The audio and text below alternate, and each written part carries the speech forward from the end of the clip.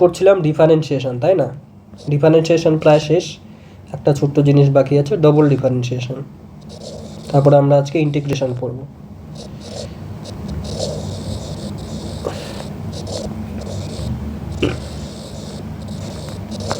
ঠিক আছে, double differentiation. Double differentiation মানে কি? দুবার ডিফারেন্সিয়েশন। এক্সের y equals to f of x ছিল, তাই না? এটা মানে কি? একটা এক্সের ফাংশন ধরে এরকম আছে x cube plus x square, এটা দুবার ডিফারেন্সিয়েশন করা মানেই ডবল ডিফারেন্সিয়েশন। একবার করলে আমরা লিখি ডিওয়াই বাই ডিএক্স, আর দুবার করলে আমরা কি লিখব? এই ডিওয়াই বাই ডিএক্সেরই আরেকবার আমরা ডিডিএক্স করছি, তাই না? ওয়াইয়ের একবার ডিডিএক্স করা, এটা মানে ওয়াইয়ের একবার ডিডিএক্স করা, তাই না? আর এখানে কি? দুবার ডিডিএক্স করা। এটাকে আমরা একভাবে কিভাবে লিখবো? ডি ডি মিলে এখানে ধর এরকম লিখে দিলাম ডি টু, আর নিচে কি হয়ে গেল? D x two. D x square বলবো না কিন্তু, এক্স টু। এখানে ডি এর মাথায় টু দেবো, এখানে এক্স এর মাথায় টু দেবো, এটাই কনভেনশন। আর এখানে ওয়াই এর মতো ওয়াইটা লিখে দেব। ঠিক আছে, তাহলে কিভাবে করব বল ডিফারেন্সিয়েশন এই ফাংশনটার? ডবল ডিফারেন্সিয়েশন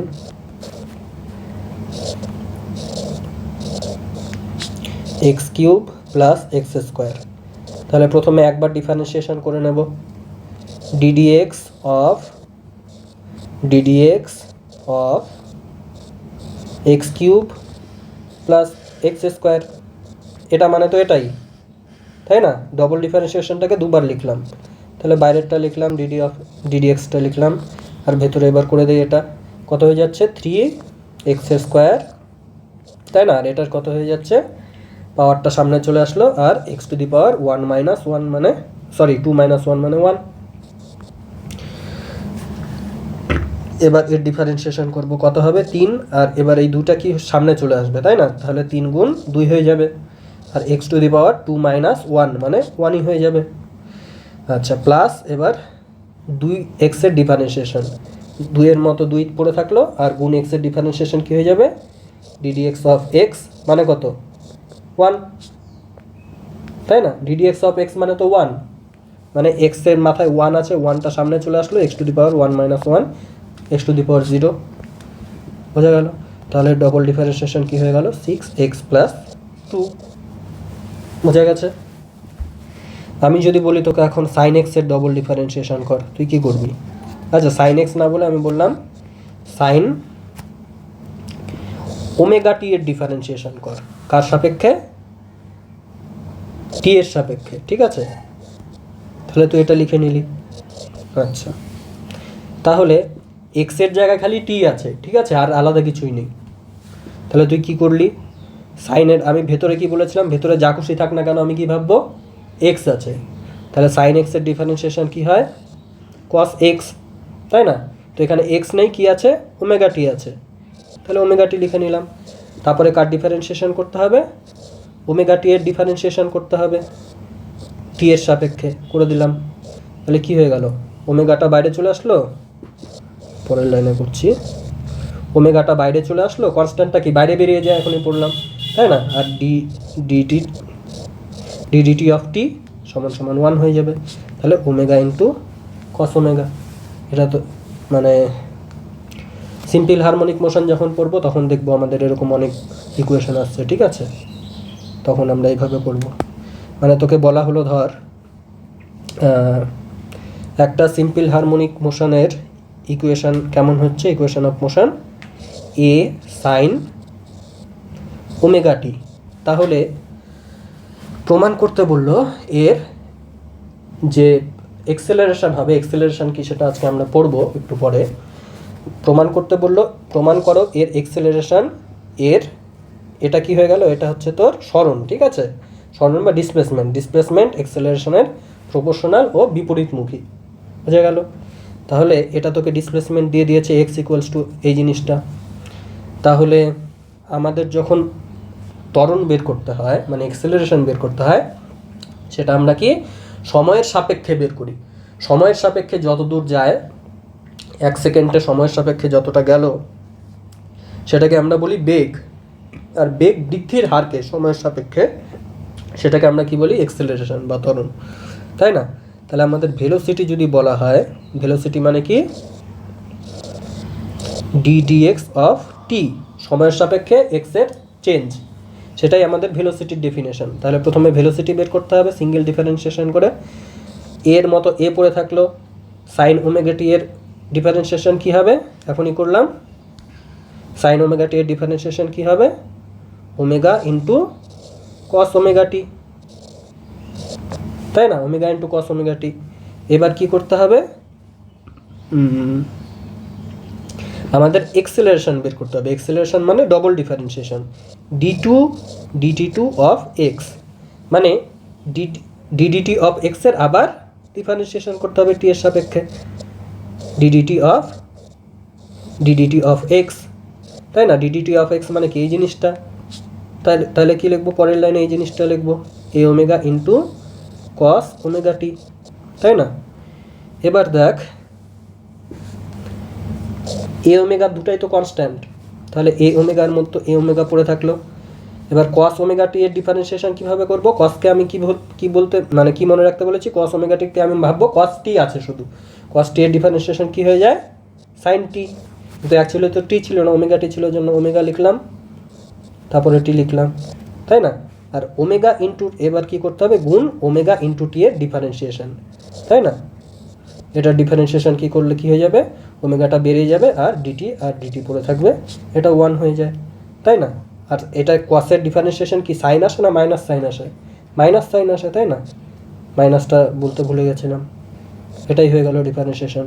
তাহলে আমার কি হয়ে যাচ্ছে, গোটাটা এ ইন্টু ওমেগা স্কোয়ার, সামনে মাইনাসটাকে দিয়ে দিলাম, ইন্টু কি হয়ে যাবে, ইন্টু সাইন ওমেগা টি, তাই না। তাহলে আমাদের এখান থেকে কি পড়ে থাকলো, এক্সেলারেশন, ঠিক আছে। এটাকে ধর আমি কি নাম দিলাম, এক্সেলারেশনকে এ সি এরকম নাম দিলাম, ঠিক আছে। এক্সেলারেশন সমান সমান আমাদের কি আসলো, minus a into omega square into sine omega t, তাই না। আর সাইন ওমেগা টি মানে কি ছিল, এ সাইন ওমেগা টি মানে কি ছিল, এক্স, তাহলে এ সাইন ওমেগা টিকে আমি কি লিখলাম, এক্স, তাহলে এটা কি হয়ে গেল, সরণ, আর এটা কি হয়ে গেল, ত্বরণ, তাই না। এটা একটা কনস্ট্যান্ট উঠলে কি আসে, প্রপোর্শনালিটি, তাই না। তাহলে এটার প্রপোর্শনাল হয়ে গেল, প্রমাণ হয়ে গেল। আর নেগেটিভ সাইনটা কি প্রমাণ করছে, যে বিপরীতমুখী, তাহলে একটা প্রমাণ হয়ে গেল কিন্তু তোর লাস্টের দিকের একটা চ্যাপ্টারে, এখান থেকে জাস্ট ডিফারেন্সিয়েশন করে, ডবল ডিফারেন্সিয়েশন, ঠিক আছে। আচ্ছা, এবার আমরা ইন্টিগ্রেশন শুরু করব। হ্যাঁ,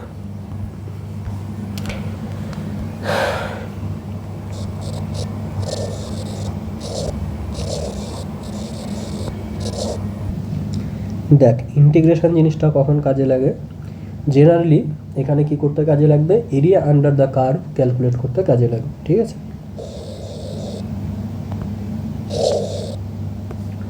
ধর এরকম একটা গ্রাফ আছে, এটা কি এফ অফ এক্স, এটা কি এক্স, তো ইন্টিগ্রেশন করে কি পাবো আমরা, এই জায়গাটার এরিয়া পাবো। আমরা বললাম এখান থেকে এখানে ইন্টিগ্রেশন করো, মানে এটার এখান থেকে এতটুকুর আন্ডারে যে এরিয়াটা আছে সেই এরিয়াটা বের করো। ইন্টিগ্রেশন করা মানে এটাই। তুই বলবি আমি কেন করতে যাবো ইন্টিগ্রেশন, আমি ডিরেক্ট এখানে ফর্মুলা জানি, তাই না। এটা যদি তোর ডেল ওয়াই হয়, সরি ডেল এক্স হয়, এটা যদি তোর ডেল ওয়াই হয়, তাহলে কী হয়ে যাবে, ইন্টিগ্রেশন করে যেটা আসবে সেটা এই এরিয়াটাই তো আসবে, মানে del x into del y আসবে, তাই না। তাহলে আমি ইন্টিগ্রেশন কেন করতে যাবো। এখন দেখ এখানে তুই সহজেই ডেল ওয়াই আর ডেল এক্স রেগুলার শেপের ক্ষেত্রে তুই ফর্মুলা জানিস, ঠিক আছে। Del y by del x এটা কি একটা আয়তক্ষেত্র, এই ফর্মুলা তুই জানিস, এরিয়ার ফর্মুলা কি হয়, দৈর্ঘ্য ইন্টু প্রস্থ সমান ক্ষেত্রফল। এবার আমি যদি বলতাম যে এফ অফ এক্সটা ধর এমন একটা জিনিস যেটার ছবিটা এরকম একটা কিছু আছে, রেগুলার কোনো শেপ নেই, তখন তুই কীভাবে করবি তখন তুই কীভাবে এরিয়া ক্যালকুলেট করবি, তখন তো এর কোনো ফর্মুলা তুই জানিস না। তখন তোর কী করতে হবে, তখন একটাই পদ্ধতি, প্রত্যেকটা পয়েন্টের আলাদা আলাদাভাবে এটাকে প্রথমে একটা ছোট সেগমেন্টে ভাগ করে নিতে হবে, ছোট ছোট অনেক সেগমেন্টে ভাগ করে নিতে হবে। এই একটা সেগমেন্ট ভাঙলাম, এখানে ধর এটা প্রায় একটা আয়তক্ষেত্র, তাই না। তারপরে কি করলাম, পরের আরেকটা সেগমেন্ট নিলাম, এরকম করে বিভিন্ন সেগমেন্টে ভেঙে নিলাম আমি এই জিনিসটাকে, ঠিক আছে। যতদূর আমার ইন্টিগ্রেশন মানে যতদূর আমার এরিয়া ক্যালকুলেট করতে হবে আমি ছোট ছোট সেগমেন্টে ভেঙে নিলাম। এবার ছোট ছোট সেগমেন্টের প্রত্যেকটা কি এক একটা করে আয়তক্ষেত্র, তাই না? ছোট ছোট সেগমেন্টের প্রত্যেকটাই একটা করে কি আয়তক্ষেত্র, তাই তো? এবার আমি এই প্রতিটা আয়তক্ষেত্রর কি হবে, হাইটটা এক এক রকম হবে। হাইটটা এফ অফ এক্স বা ওয়াই, তাই না? তাহলে আমি কি করছি, আমার যদি এরিয়া বের করতে বলে, এরিয়া সমান সমান কি দৈর্ঘ্য ইন্টু প্রস্থ, তাহলে দৈর্ঘ্য কি হবে, এই ছোট্ট যে দৈর্ঘ্যটা, এই ছোট্ট দৈর্ঘ্যটাকে কি বলবো আমি, এটা এক্স অ্যাক্সিসে আছে, ওই জন্য এটাকে আমি কি বলবো, ডেল এক্স। কিন্তু এটা তো খুবই ছোট, ওই জন্য ডেল এক্স না বলে আমি কি বলবো, ডিএক্স। ডিএক্সের সাথে আমার কি গুণ করতে হবে, এই হাইটটা গুণ করতে হবে। তাহলে এক একটা পয়েন্টে এক একটা হাইট, সেই হাইটটাই আমার কে দেবে, F of x. F of x বা ওয়াই মানেই তো হাইটটা, এই পয়েন্টে এটা হচ্ছে এফ অফ এক্স, এই পয়েন্টে এটা হচ্ছে এফ অফ এক্স বা ওয়াই, এই পয়েন্টে এটা হচ্ছে এফ অফ এক্স বা ওয়াই। তাহলে আমাদের কি করতে হবে, প্রত্যেকটা পয়েন্টে এই ডিএক্সের সাথে কি গুণ করতে হবে, এফ অফ এক্স গুণ করতে হবে। এটা হয়ে গেল উচ্চতা, এটা হয়ে গেল কি এই প্রস্থটা, তাই না? মানে একটাকে ধর দৈর্ঘ্য বললাম, একটাকে প্রস্থ বললাম, উচ্চতাটাকে ধর দৈর্ঘ্য বললাম, এটাকে প্রস্থ বললাম। তাহলে এদের দুটার গুণফলই কি ক্ষেত্রফল, এটাই হয়ে যাচ্ছে ইন্টিগ্রেশন। কিন্তু এটা কোথা থেকে করতে হবে, এটা তো একটা সেগমেন্টের জন্য করলে হবে না, এটা কি করতে হবে, যেখান থেকে যতদূর বলবে ততদূর আমার এরকম খণ্ডগুলো যোগ করে যেতে হবে, তাই না? এই খণ্ডগুলো ধর তোর পয়েন্ট এক্স ইকুয়ালস টু এ থেকে, ধর এই পয়েন্টটার নাম দিয়ে দিলাম আমি এ, এক্স ইকুয়ালস টু এ, আর এই পয়েন্টটার নাম দিয়ে দিলাম আমি ধর তোর এই পর্যন্ত করতে বলেছি, ধর এই পয়েন্টটার নাম দিয়ে দিলাম তোর এক্স ইকুয়ালস টু বি। তাহলে কি করতে হবে, নিচে লিখবো যেখান থেকে, আর উপরে আপার লিমিটটা লিখবো যেই অবধি, ঠিক আছে? এইভাবে আমাদের ইন্টিগ্রেশন করতে হবে এরিয়া আন্ডার দ্য কার্ভ পাওয়ার জন্য। বোঝা গেল? তাহলে রেগুলার শেপের জন্য আমাদের ফর্মুলা আছে, কিন্তু ইররেগুলার শেপের জন্য আমরা কি করলাম, প্রত্যেকটাকে ছোট ছোট স্লাইসে কাটলাম, স্লাইসে কেটে সেই ফর্মুলাটা অ্যাপ্লাই করলাম। দৈর্ঘ্য ইন্টু প্রস্থ মানে উপরেরটা হচ্ছে হয়ে যাচ্ছে কি, দৈর্ঘ্যটা হয়ে যাচ্ছে এফ অফ এক্স, আর প্রস্থটা কি হয়ে যাচ্ছে ডিএক্স। ওই জন্য এদের দুজনের গুণফল করলেই তো আমাদের এরিয়াটা পাবো, তাই না? এরিয়াটা পেয়ে গেলাম। এবার এরিয়াটা, এটা মানে কি, এটা জোড়ার চিহ্ন, জুড়ে দিলাম, পরপর করে জুড়ে দিলাম, ইন্টিগ্রেশন সাইন মানে জুড়ে দিলাম, এই জিনিসগুলোর খণ্ডগুলোকে কয়েকটাকে জুড়ে দিলাম। কোথা থেকে কোথায় অবধি, এ থেকে বি অবধি, এই এ থেকে ধর বি অবধি জুড়ে দিলাম। তাহলে এতটা জায়গার এরিয়া আমরা পেয়ে যাব, কতটা আছে, তাই না? তাহলে বুদ্ধি করে আমরা কি করলাম, বুদ্ধি করে আমরা ইন্টিগ্রেশন মানে করে কি হলো, আমরা তাহলে ক্ষেত্রফলটা বের করে নিলাম টেকনিক্যালি, তাই না? এবার দেখ, আমরা একটু আগে ডিফারেন্সিয়েশনে কি রেখেছিলাম, ডিটিএক্স অফ এফ অফ এক্স সমান সমান একটা কিছু, তাই না? একটা ধর এটাকে আমি লিখলাম এফ প্রাইম এক্স, তাই না? তাহলে এখান থেকে আমি এক্সকে কীভাবে লিখতে পারি, এখান থেকে ডি এফ অফ এক্স সমান সমান, আচ্ছা এইভাবে না লিখে আমি অন্যরকম করে লিখছি, ঠিক আছে? ধর আমার জি অফ এক্স বলে একটা ফাংশন ছিল, সেটা কি এক্স টু দি পাওয়ার 5, এর যদি আমি ডিফারেন্সিয়েশন করি, ডিডিএক্স করি, তাহলে কি হয়ে যাবে আমাদের 5 এক্স টু দি পাওয়ার 4। এটাও তো একটা এক্সের ফাংশন, এটাকে আমি লিখলাম ধর এফ অফ এক্স লিখে দিলাম, ঠিক আছে? বোঝা গেল? তাহলে জি অফ এক্স সমান সমান কী ছিল, এক্স টু দি পাওয়ার 5 ছিল, আর ডিডিএক্স অফ জি অর্থাৎ এফ অফ এক্স, তাই না? ডিডিএক্স অফ জি অর্থাৎ এফ অফ এক্স সমান সমান আমাদের কী বের হলো, 5 এক্স টু দি পাওয়ার 4 বের হলো, এরকম একটা কিছু, তাই না? এবার দেখ, এই জিনিসটাকে কি আমি এরকম করে লিখতে পারি পরের লাইনে, যে ডিজি সমান সমান f of x into dx. এখান থেকে এই লাইনটা লিখলাম জাস্ট পরের লাইনে।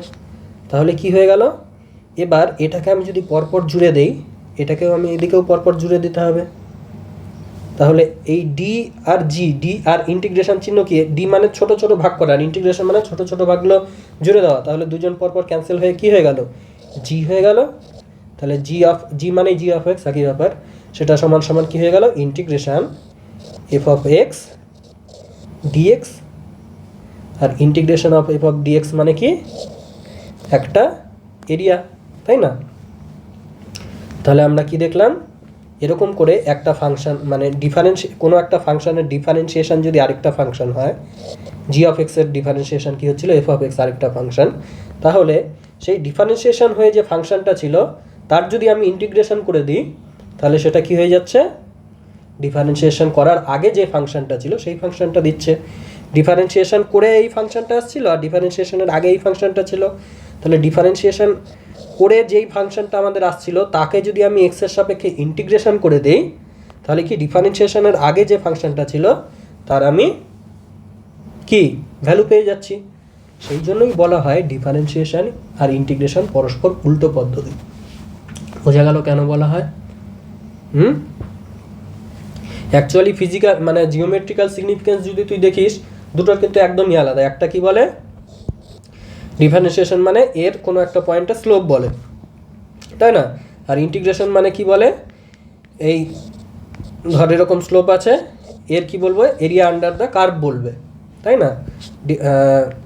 কিন্তু এই জিনিসটা অ্যাকচুয়ালি একই জিনিস, মানে উল্টো একই জিনিস হচ্ছে, কারণ ডিফারেন্সিয়েশন মানে প্রত্যেকটা পয়েন্টে আলাদা আলাদা স্লোপ, তাই না, আলাদা আলাদা স্লোপ। তো এরকম করে তুই যদি মেন কার্ভটাকে মুছে দিস, এরকম স্লোপগুলো দিয়ে যে জিনিসটা তৈরি হচ্ছে সেই জিনিসটার এরিয়া আন্ডার দ্য কার্ভ কিন্তু আগের ফাংশনটাই ফিরে পাচ্ছি আমরা, তাই না? সেই জন্যই ডিফারেন্সিয়েশন আর ইন্টিগ্রেশন পরস্পরের কি অপোজিট পদ্ধতি। বোঝা গেল? কারণ ডিফারেন্সিয়েশন হয়ে যেই ফাংশনটা ছিল তার যদি আমি ইন্টিগ্রেশন করি তাহলে ডিফারেন্সিয়েশনের আগের ফাংশনটা আমরা ফিরে পাই। বোঝা গেল? আচ্ছা, এবার দেখ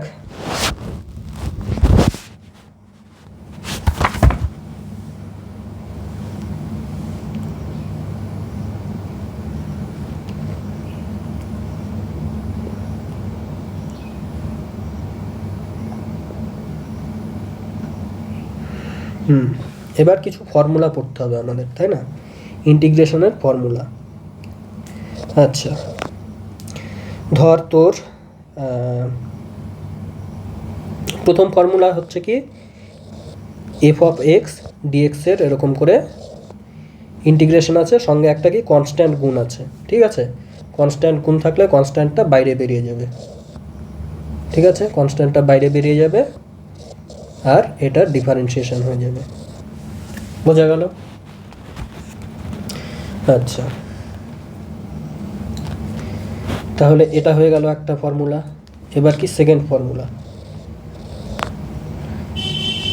এই যে লিমিটের কথা বলছিলাম আমি, এ থেকে বি অবধি এফ অফ এক্স, এটা একটা ইন্টিগ্রেশন আছে f of x D x. তাহলে এটার লিমিটটা যদি আমি উল্টো করে দিই, এখানে বি আর এখানে এ লিখে দিই, তাহলে মনে রাখবি এখানে একটা মাইনাস চলে আসবে, ঠিক আছে? F of x dx, just limit উল্টে দিলাম, এখানে মাইনাস চলে আসলো। বোঝা গেল? এবার দেখ 3 নাম্বার ফর্মুলা কি, আমার এরকম একটা তোর ধর ছবি আছে, ঠিক আছে? এই পয়েন্টটা এ, এই পয়েন্টটা বি, এই পয়েন্টটা সি। তাহলে আমি যদি বলি এ থেকে সি অবধি তুই ইন্টিগ্রেশন কর এফ অফ এক্স ডিএক্স, ঠিক আছে? তাহলে তুই কী করতে পারবি, এ থেকে বি অবধি করবি, তারপরে বি থেকে সি অবধি করবি। এ থেকে বি অবধি করলি এফ অফ এক্স ডিএক্স, তারপর কী করলি, বি থেকে সি অবধি করলি এফ অফ এক্স ডিএক্স। বোঝা গেল? মানে এরকম ভেঙে ভেঙে করতে পারিস, এতটা করা মানে প্রথমে এতটুকুর করলি তারপরে এতটুকুর করলি। বোঝা গেল? আচ্ছা, এবার দেখ 4 নাম্বার ফর্মুলা যেটা আমাদের মুখস্থ রাখতে হবে সেটা হচ্ছে x to the power N এর ডিফারেন্সিয়েশন। ডিফারেন্সিয়েশন বলি কেন, ইন্টিগ্রেশন। এটার ইন্টিগ্রেশন কেমন হবে, এটার ইন্টিগ্রেশন হবে x to the power n plus one by n plus one আর সবসময় কি লিমিট না থাকলে একটা কি কনস্ট্যান্ট দিতে হবে আমাদেরকে, ঠিক আছে। ডিফারেন্সিয়েশনে যদি আমরা লিমিট দিয়ে দিই তাহলে তো ভালো কথা, এখানে কনস্ট্যান্ট দিতে হবে না। আর লিমিট যদি না দিই সবসময় একটা কনস্ট্যান্ট রাখতে হবে, ঠিক আছে। এবার এটার ইন্টিগ্রেশন এটাই কেন হলো, কারণ এটা ডিফারেন্সিয়েশন করলে এটা আসতে হবে। দেখ এটা ডিফারেন্সিয়েশন কর, এটা যদি আসে তাহলে এটার ইন্টিগ্রেশন উল্টো পদ্ধতি ইন্টিগ্রেশন করে আমাদের এটা আসতে হবে, তাই না। এবার এটা ডিফারেন্সিয়েশন করতেই কত হবে, x to the power n plus ওয়ানের জন্য এন প্লাস ওয়ান সামনে আসবে, আর এখানে কী হয়ে যাবে x to the power n plus one minus one, আর নিচে কী ছিল n plus one, n plus one n plus one কেটে গেল, আর এখানে কি প্লাস ওয়ান মাইনাস ওয়ান কেটে গেল, x to the power N চলে আসলো না। তাহলে এই জিনিসটার ডিফারেন্সিয়েশন করে আমাদের এটা আসছে, তাহলে এটার ইন্টিগ্রেশন করলে আমাদের এই জিনিসটা আসবে, ওই জন্য এটা আসে, এমনি এমনি আসে না কিন্তু।